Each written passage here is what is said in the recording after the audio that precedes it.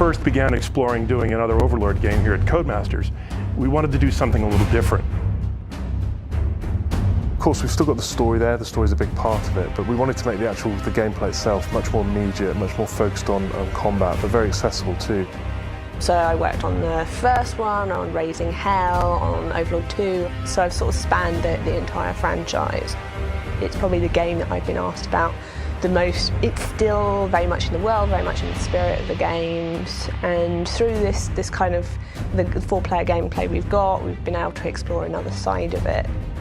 We wanted to try something a little bit different with the multiplayer and the co-op, and obviously that wasn't the main focus of the original games, which was very much about the single-player story.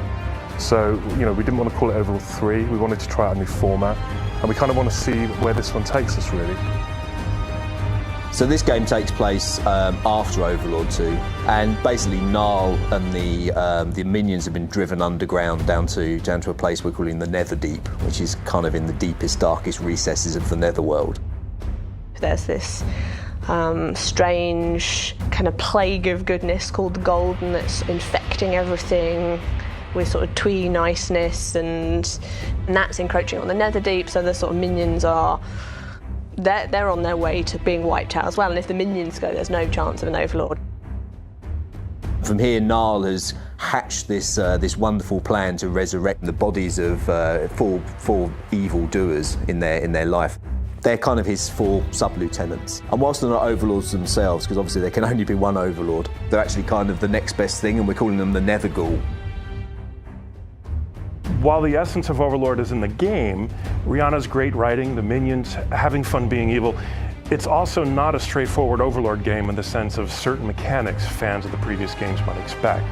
It's co-op at its core. You can still play the game single player. With the 4 characters we've got, they've all got their strengths, they've all got their weaknesses, and the minions will supplement that. The humour and the tone of the world was built into the gameplay, into the mechanics. Everything sort of reinforced the tone of the world, and that's why we got back voice actors like Mark Silk, and I could sort of slip back into writing the Overlord world quite easily. I don't even know how many years it's been working on Overlord games. To be able to come back to it and do something new and something fresh with it is really great.